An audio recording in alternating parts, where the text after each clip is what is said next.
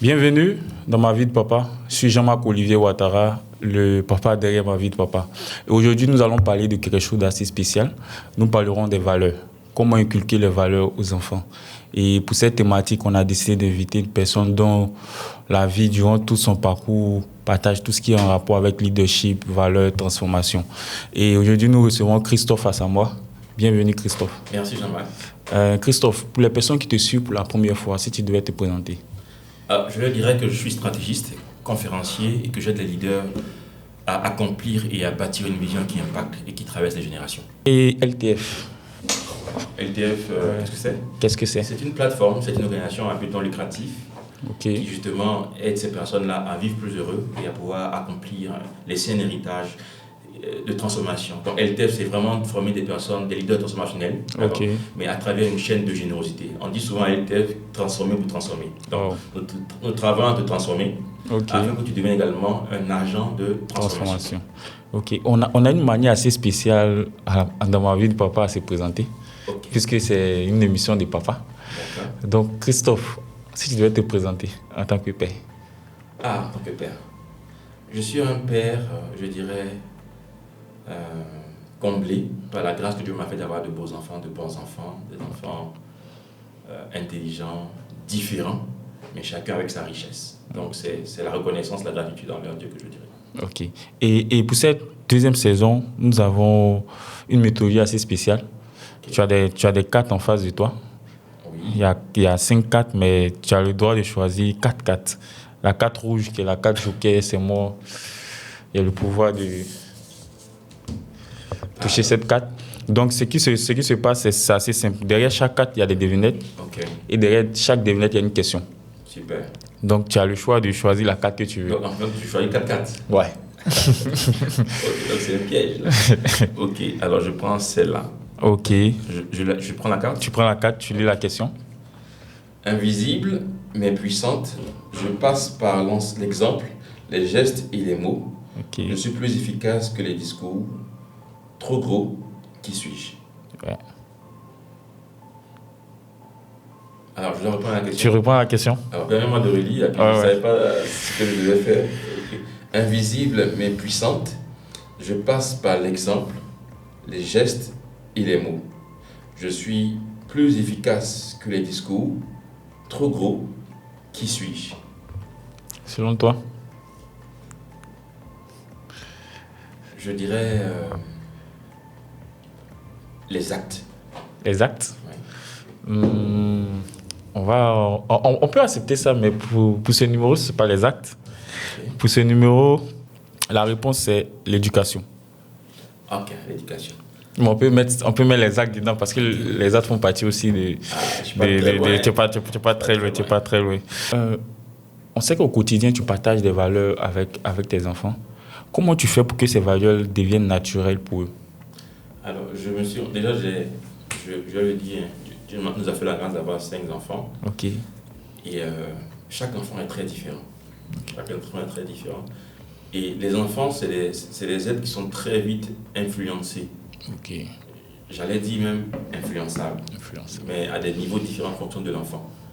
Donc, l'enfant regarde son parent, son père, sa mère. Quand un enfant a 1 mois, 2 mois, 6 mois, 1 an, et je vois ça tous les jours, ma fille qui a eu 1 an il n'y a pas longtemps, on a fait pomper un des enfants. Vous voyez les pompes. Pendant que l'autre fait les pompes, elle recopie. Elle veut vivre la sanction. Elle ne sait pas ce qu'elle fait, elle recopie. Je vais vous donner un autre exemple. J'avais un petit souci sur le pneu, donc je demandais à un vulcanisateur de changer le pneu à la maison dans le garage. Pendant qu'il met la clé et qu'il appuie, elle aussi elle lève le pied, elle essaie d'appuyer. Elle ne sait pas ce que c'est, mais elle appuie. Pour dire que les enfants, ils copient beaucoup plus ce qu'ils voient que ce qu'on dit. Voilà. Donc comment est-ce que je fais pour pouvoir transmettre ces valeurs-là? Voilà. J'essaie d'être plus dans le faire, accompagne le dire. Le dire, on ne peut pas dire, on ne peut pas dire à l'enfant, fais ça, ne fais pas ça, parce que c'est nous qui lui donnons la direction. Mais cette direction-là, tu dois l'incarner dans la manière de faire, en fait. C'est ce que je veux dire. C'est un peu comme si tu deviens un exemple pour l'enfant. Oui, tu deviens un exemple. Si tu dis à ton enfant, par exemple, l'eau glacée n'est pas bon, tu bois l'eau glacée, tu dis que c'est pas bon, mais tu bois. Donc, c'est un peu Donc il faut le dire, l'eau glacée n'est pas bon dans telle circonstance. Il faut pouvoir Ouais, il faut. Ok. Parce que l'enfant, même s'il ne le dit pas, il peut se rendre compte que papa ne fait pas ce qu'il dit. Ou Ok. bien papa nous dit des choses, mais lui, il est. Il est différent en fait. Ah, il Donc fait- tu nous fais comprendre un peu le sens du côté observateur de l'enfant. C'est-à-dire l'enfant observe beaucoup. Ouais, l'enfant observe beaucoup. Et tous les enfants, ils observent beaucoup. Certains un peu plus. Pendant que je vous parle, je regarde mes enfants. Ouais. Certains un peu plus d'eau. Comment est-ce que vous le remarquez? Soit dans l'influence que vous avez sur eux, qui est très forte dans la manière de copier ce que vous faites, Ok. soit dans les questions qu'ils vous posent. Il y a des gens qui sont un peu extravertis, qui vont vous poser Beaucoup de questions. Papa, Pourquoi ça? Pourquoi non, ça? c'est ça. Ok. Et pour toi, si tu devais définir la valeur, pour ne pas dire les valeurs, pour toi, c'est quoi C'est quoi une valeur? une valeur? Une valeur, c'est un principe qui est très fort. Je dis fort parce que qui a du poids, un principe qui a du poids Ok. et qui se transmet. Ok. Un principe fort et qui a du poids qui se transmet. Je ne dis pas qu'elle est bonne d'abord ou qu'elle n'est pas bonne parce qu'il y a des valeurs qui peuvent être positives ou négatives. Ok. Mais c'est dans le contexte dans lequel on est, c'est un principe qui est assez fort et qui se transmet. Ça transmet. Ok. On va partir pour la deuxième question. La deuxième On va carte. choisir notre carte. Ouais. Bon, je vais regarder vers la gauche cette fois-ci. Ok. Alors cette fois-ci, quand je lis, je sais que je dois répondre. Non, Oui, ça, ok. tout à fait. Alors, je ne suis pas un objet, Ok. mais je me transmets sans être divisé. Je guide les choix, structure les voies, et je suis le socle de toute loyauté. Qui suis-je? Je dirais l'intégrité. Tu es quand même proche de chaque réponse. Hein. Mais ça, c'est pas l'intégrité. Tu laisses une deuxième chance. Ok, je ne suis pas un objet, mais je me transmets sans être divisé. Je guide les choix, structure les voies, et je suis le socle de toute loyauté. Les valeurs. Tu as trouvé. Tu vois que c'était juste proche. Ouais, en fait, L'intégrité. pour moi, c'est la valeur qui est mise en avant. C'est l'intégrité. L'intégrité, mais comme tu as voulu, j'ai essayé de rendre ça un peu plus large. La réponse, c'est ça. Tu sais que tu fais partie des rares papas qui trouvent rapidement. Et devinez, tu penses que ça a félicité. Merci. La question derrière, c'est en tant que papa, quelles valeurs sont non négociables pour toi? L'intégrité, Et comment, pourquoi tu as répondu? la vérité. Ok. Alors, j'essaie de citer, hein, je n'ai pas réfléchi à ça avant, mais l'intégrité, la vérité. Il ne faut pas mentir. Les enfants ont tendance à vouloir mentir. La vérité, l'authenticité. Il ne faut pas copier les gens. Ok. Il y a des enfants qui sont tout à l'heure, on n'a pas été d'influençables. Un enfant qui est aussi amoureux, qui est aussi anxieux de ton ami peut t'apprendre à fumer alors que tu sais, ça se passe à l'école. Oui. Tous ces vices-là, c'est dans les écoles, c'est dans. Voilà. Donc, l'authenticité, la communication transparente. Ok. Donc, j'ai dit intégrité, vérité, authenticité, communication transparente. Ce que tu vois dehors que tu ne comprends pas, bien demander à tes parents. Ok. Et puis, cinquième chose, je mettrais service et obéissance ensemble. Il ne faut pas insulter les nounous. Il faut te servir à la maison. Ok. Parce qu'une des plus grandes, tu parles de moi par rapport à LTF, une des plus grandes valeurs des leaders, c'est le service. Il faut contribuer aux tâches de la maison. Il faut être un enfant, faut savoir ta place. Tu ne peux pas être un enfant et puis tu vas crier sur les grandes personnes. Ok. Donc toi, au quotidien, vu que tu as cité certaines valeurs qui sont assez importantes pour l'enfant, comment tu arrives à transmettre ça aux enfants? Tu les fais à soi, tu échanges avec eux, Oui. ou bien tu leur partages, tu leur dis, bon, au sein de la famille, vous êtes rentré dans une nouvelle famille, au sein de la famille, voici les règles de la famille, on ne doit pas faire ça, on ne doit pas faire ça. Je vais dire un élément qui est important, même si on n'en a pas parlé, puisque vous savez, on a des enfants, mais je suis marié. Ok. Déjà, c'est l'alignement avec mon épouse. Il faut qu'on soit déjà aligné sur ces valeurs. Ok. Il faut qu'on ait un objectif commun. Ok. Allez, on a une mission commune de transmission de ces valeurs aux enfants. C'est-à-dire, il ne faut pas que monsieur ait des valeurs différentes de madame. En général, vous voyez, l'alignement commence en haut et puis En haut, ça descend. ça descend. Voilà. Ok. Même si on n'a pas parlé pour dire notre objectif c'est de faire ce qui soit On doit sentir serviable, l'alignement. mais on sait que c'est un élément qui est important. Donc il faut un cadre avec les enfants pour leur transmettre. Ok. Il faut un cadre. Vous savez, quand vous avez un cadre avec vos enfants, et nous on a ce cadre-là, on a un jour où on échange avec eux sur n'importe quel sujet. Ok. Comment ça se passe? Explique-nous un peu le process. Ma femme m'a fait, c'est ma femme qui a fait, elle m'a demandé, je suis d'accord avec le principe. on a un emploi du temps pour la discipline. C'est-à-dire que quand ils se lèvent le matin, je n'ai pas dit qu'ils suivent scrupuleusement, mais les éléments qu'on ne détourne pas. Ils savent que le lundi matin, quand ils se lèvent à 6h30, c'est ce qu'ils doivent faire. Donc c'est une liste que vous mettez dans la chambre? C'est un emploi du temps. Ok, c'est en version A3 qui est collé sur le. Ok. Donc donne un peu 2-3. Mercredi soir, 20h, 19h30, discussion avec les parents sur un sujet. Ok, donc l'enfant vient à un sujet? L'enfant, on lui demande, est-ce que vous voulez parler de quelque chose? Ok. Et puis s'ils n'ont rien, on leur dit, bon. On parle de ça. On va dire, bon. Parlons par exemple de. Qu'est-ce que vous pensez de la sexualité? Ok. Vous savez, c'est des sujets qu'il faut parler avec les enfants. Qu'est-ce que vous parlez de c'est quoi l'amour? Donc ça m'amène à poser une question. Vos enfants, ils ont quel âge? La plus grande a 11 ans. Ok. D'accord, elle est née en 2021. Qu'est-ce que je raconte? 2021, non. Elle est née en 2014, le 21 septembre 2014. Donc on est en 2000. Donc elle aura 11 ans en septembre. Ok. Ensuite, l'autre, il aura 9 ans en juillet. Elle est en 2016, 28 juillet 2016. Ensuite, la troisième, elle a eu 7 ans récemment, le 2 mai. D'accord. Ensuite, l'autre qui aura 5 ans, il aura le 28 juillet. Il y a deux qui sont de même frère des garçons. Et la dernière, elle a eu 1 an le 29 mars. Donc, c'est-à-dire, tout le monde participe à l'échange? Si on dit par exemple pour vous, c'est quoi tomber amoureux? Okay. Ça, c'est un sujet qu'on a échangé avec les enfants, je pense que c'était dans le mois de mars. Ouais. Le petit, ce qui est bizarre, le petit qui a 2, c'est tomber amoureux, c'est quand 2 personnes s'embrassent. Oh. Ouais. Il aura 5 ans en main. Mais comment est-ce qu'ils savent? Parce que le problème, c'est que dans la relation que vous avez avec vos enfants, là, vous savez, il y a les nounous. Les nounous ont les téléphones. Tu sais pas, moi, j'ai ce que je montre à mes enfants. Mais est-ce que je ne leur montre pas, mais qu'ils voient? Ouais, ça c'est vrai. Il y a beaucoup de choses. Vous savez, un enfant, quand vous voyez un enfant, par exemple, qui a une grande section, et puis il va à l'école, et puis il veut embrasser sa camarade qui est de sa classe. Pourquoi est-ce qu'il veut le faire? Est-ce qu'il sait c'est quoi le fait d'embrasser? On va lui dire non, on ne fait pas ça. Lui, il a juste observé. Il a vu ça quelque part, il va copier. Et donc, il peut être dans une gamme où il se dit, bon, lui, il doit embrasser toutes les filles. Ouais. On doit lui dire, mon fiston. On ne fait pas ça. On fait pas ça. Ouais, ça, c'est vraiment très, très important ce que tu partages. Donc, les enfants, ils ont une connaissance, et les parents ne savent pas qu'ils savent, ils savent. Je t'assure qu'eux tous, et même le petit de 5 ans, le dernier, il a répondu. Et celle qui a mieux répondu même, c'est celle qui a 7 ans. Elle a développé. Waouh.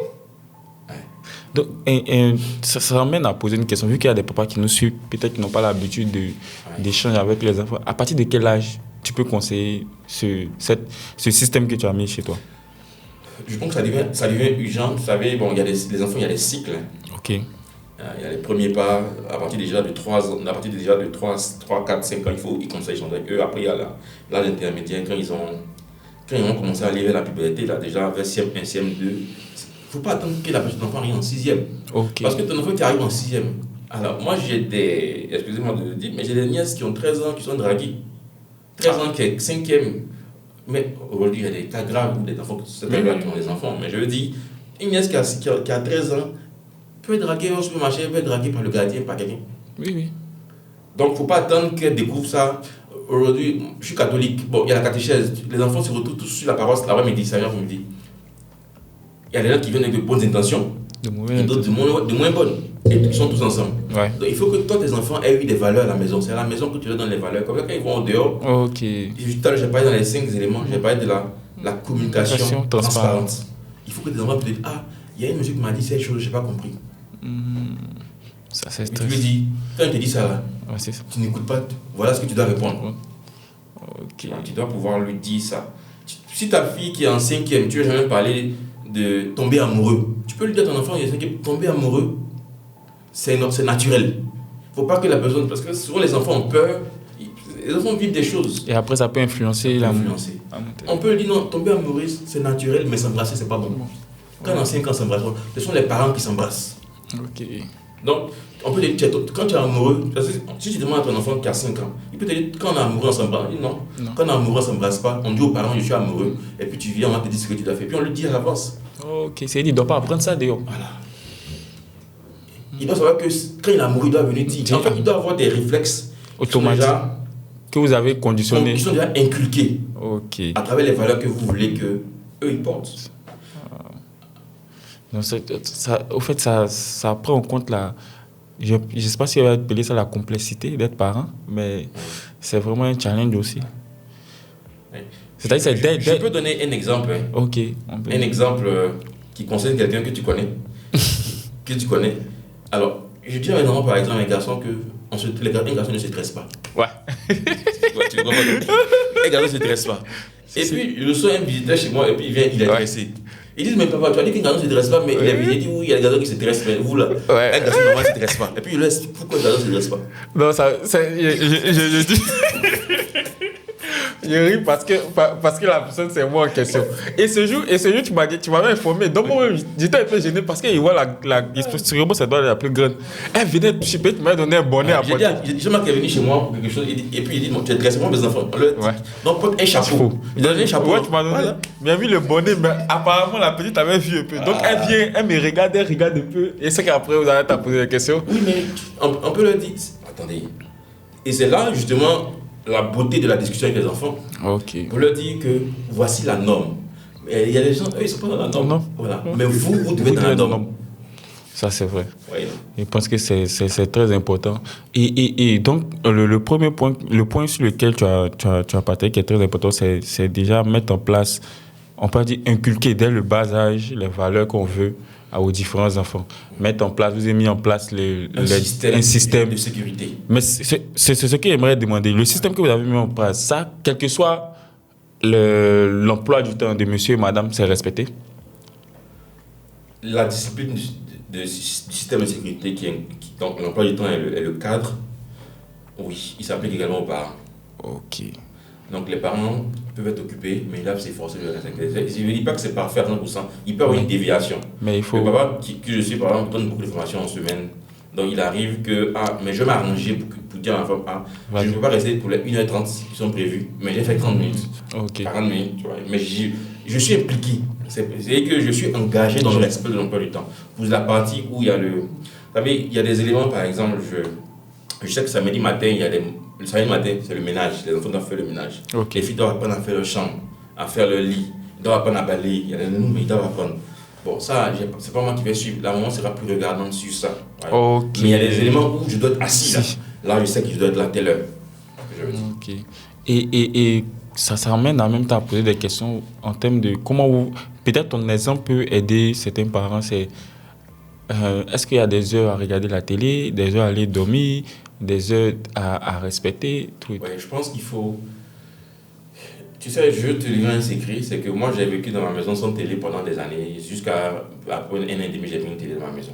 Wow. Je suis quelqu'un, bon, je n'ai pas Canal, tout ça, mais maintenant j'ai une télé. Comme, bon, on a changé de maison. Avant, dans ma culture, c'est pas nécessaire. Mais les enfants grandissent, il faut qu'ils regardent la télé. Voilà. Donc on a Internet, donc YouTube, à la demande, tu mets ce que tu veux regarder, puis tu regardes. Voilà. Okay. Mais c'est vrai que les enfants, tu sais, tous les enfants, ils aiment la télé. Même ma fille de 1 an, quand je mets les petits poissons dans l'eau, elle sait que c'est ça, c'est pour elle, l'ami, donc elle est contente, elle est contente. Donc je veux dire, il faut encadrer. Il ne faut pas que vous soyez... Il peut y avoir des moments où passer du temps. Il y a si votre intérêt, c'est vraiment la musique, des trucs, et quel type de musique, tout ça, ça va voir. Ouais. Mais il faut que ce soit quand même encadré par une discipline. Okay. Voilà. Il faut qu'ils sachent que, bon... Et puis, il faut dire aussi qu'il y a des moments de vacances où on peut relâcher un peu plus. Okay. Mais il faut qu'ils sachent que s'il y a en année scolaire, par exemple, et qu'il y a école le lendemain, tu peux être en train de regarder la télé à 22h. Ouais. Derrière même, tu ne regardes pas la télé. Okay. Mais si c'est samedi matin qu'on veut, voilà, on peut trouver un cas, 1h30, même 2h, et après, ça suffit. C'est autre chose. Ok, on va passer à la troisième question.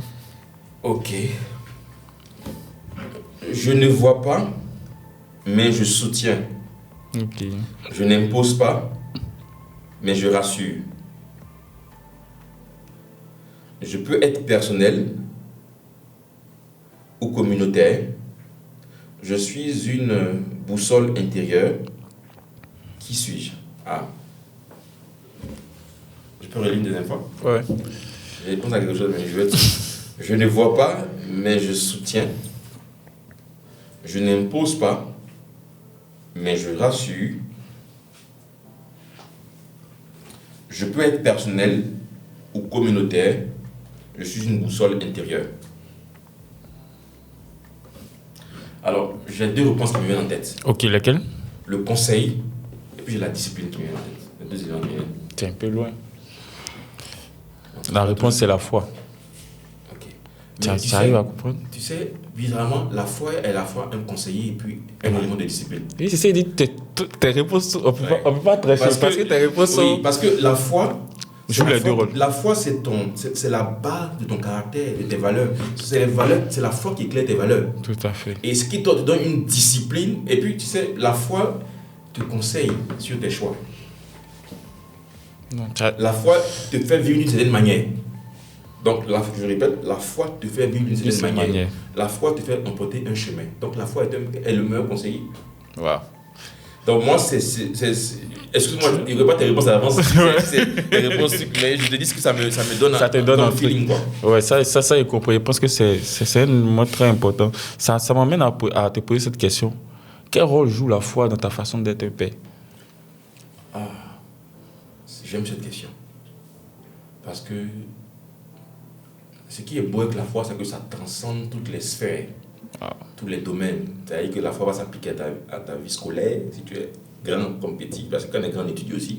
Si tu veux ta vie d'apprenant, learning, à ta vie professionnelle quand tu travailles, à ta vie entrepreneuriale, tu entreprends, à ta vie communautaire, à ta vie sociale, associative, spirituelle, familiale, dans toutes les sphères, la foi. Et la foi, elle est une. C'est-à-dire que tu ne peux pas dire j'ai la foi à l'église et puis je n'ai pas la foi au travail. Ce n'est pas possible. La foi, elle n'est pas, on ne divise pas la foi, elle est une. Elle traverse les différentes sphères. Et comme je l'ai dit, elle éclaire mes valeurs. Donc la foi touche à ce que j'appelle à ma source. Qu'est-ce qui m'alimente? D'où est-ce que je puise ma force? D'où est-ce que je puise le conseil que je donne à mes enfants? D'où est-ce que je puise la discipline que je leur inculque? D'où est-ce que je puise l'éducation, le conseil? Quand je leur dis fais comme ça, mais ça vient d'où? Ça vient de la foi qui éclaire les valeurs que je leur communique en tant que message. Je leur donne un message, mais ce message-là, il est écrit par ma foi. Donc la foi est partout. La foi est, comme dit un opérateur, everywhere, partout. Il est partout. Partout. La foi est dans tout. Même quand tu veux reprendre ton enfant, la foi y est. Ok. Même quand tu le chicotes, la foi est là. La foi est là. Ouais. Pourquoi je dis la foi est là? Parce que quand tu chicotes ton enfant là, tu ne le chicotes pas méchamment. Ouais. Tu le chicotes en vue de. Donc c'est ta foi qui t'oriente à faire ça. Je crois que c'est et c'est pour ça que quand tu regardes, même dans un livre saint, la Bible, en tant que chrétien, tu vas voir qu'un jour Jésus a commencé à chicoter les gens dans le temple.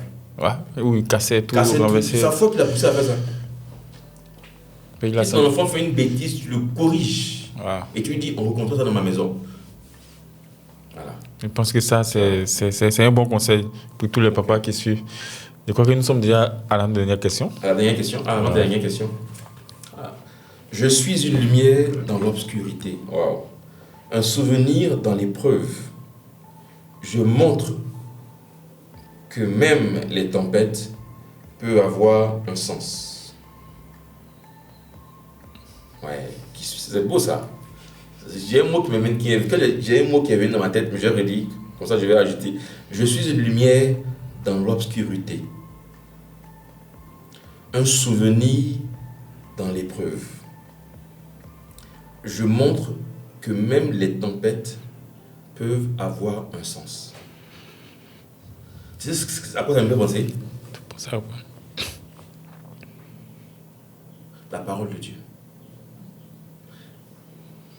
Ça dit que la voix qui me guide. Wow.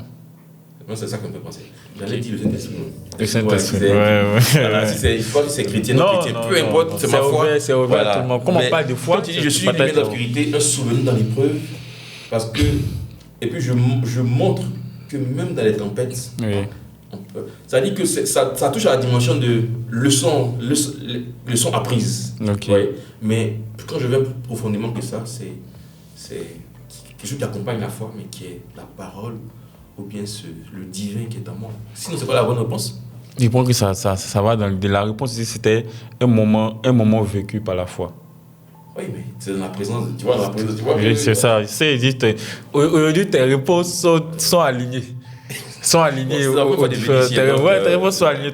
C'est rare d'avoir un invité qui arrive. Il me dit, bon, peut-être. En fait, ça veut dire qu'il y a plusieurs réponses aussi. Oui, là, il y a plusieurs réponses. Il y a plusieurs réponses possibles. C'est pas une seule réponse, il y a plusieurs. Il y a plusieurs réponses possibles. Et je pense que, vu que les réponses sont. Les devinettes sont en rapport avec on va dire, la sphère dans laquelle évolue l'invité. Ouais. Et ça nous fait comprendre que le domaine dans lequel tu es, leadership, transformation, foi. Alors, je veux clarifier aussi, justement. Ça, c'est très important.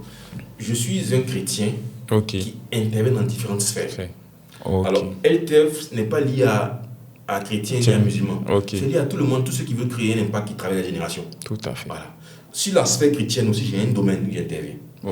D'ailleurs, tu m'as déjà vu dans les cadres. Ouais, tout à fait. Et puis, j'interviens dans d'autres sphères à un niveau plus élevé avec des hommes d'affaires, des entrepreneurs, des décideurs, etc. Voilà. Et puis, à titre personnel, en tant que Christophe Assama, dans ce que je fais aussi. Donc, vraiment, et tout à l'heure, j'ai dit quelque chose d'important, c'est que même si je m'adresse, même dans LTF, qui n'est pas lié à l'église, mais ma foi, elle est une. Oui, la foi est universelle, au fait. C'est dans toute espèce, ça l'accompagne dans toute espèce. Donc, pour clarifier, LTF n'est pas une association religieuse. On le précise dans les thèmes que c'est lié à une religion, etc. La question derrière la devinette, c'est: as-tu un souvenir marquant où ta foi t'a aidé dans un moment difficile avec ta famille? Si c'est privé, est-ce que je dois le dire ici? Ou bien je ne dois pas le dire? Si tu trouves que la réponse est privée, il n'y a pas de problème. Oui, en fait, la réponse qui m'est venue sur la question, je trouve que c'est privé. C'est privé. Comme c'est un public, mais répète la question, j'ai essayé de trouver quelque chose que je peux partager. As-tu un souvenir marquant où cette fois t'a aidé dans un moment difficile avec ta famille? Quand on dit un moment difficile avec ma famille, qu'est-ce qu'on veut dire? Un moment où tu sentais que tu étais un peu, je pourrais dire faible, tu n'avais plus de force.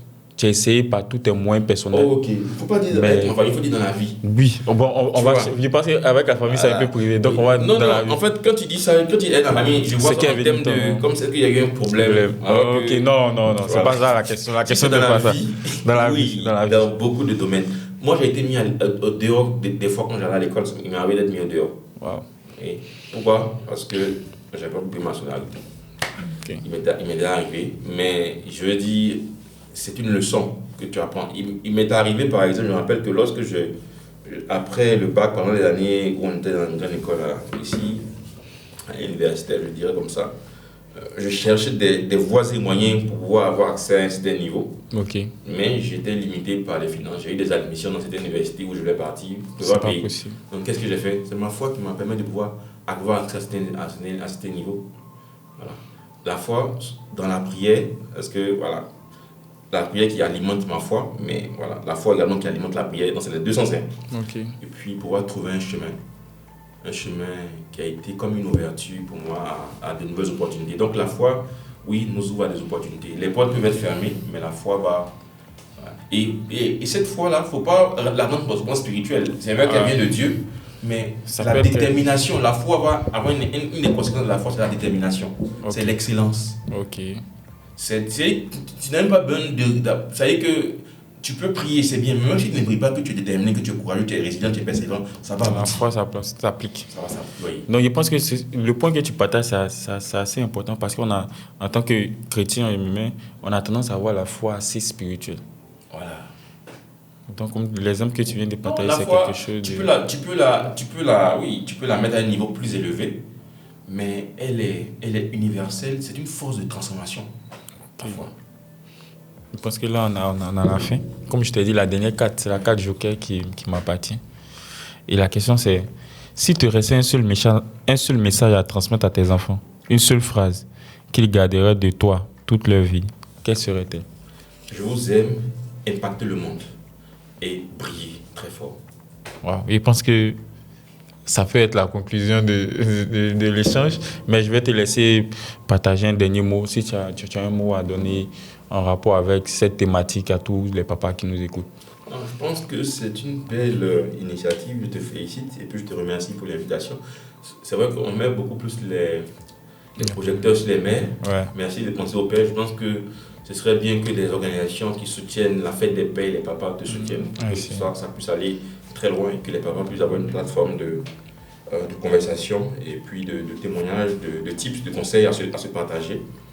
Donc, tu as tout mon encouragement, mes félicitations, et je pense que c'est une très belle initiative. J'étais aussi bluffé par les questions. Ce n'était pas des questions faciles. Ouais. Je me suis battu pour pouvoir donner des réponses. Donc, j'espère que j'ai été à la hauteur. Oui, tu as été à la hauteur. On voit que sur quatre, tu as répondu pratiquement à toutes ces questions de façon alignée. Et nous te disons merci aussi. Toute l'organisation derrière Ma Vie de Papa te dit merci d'avoir accepté de participer. Et j'aimerais poser une question. Est-ce que tu as une personne en tête qui te vient, qui doit passer dans ce podcast?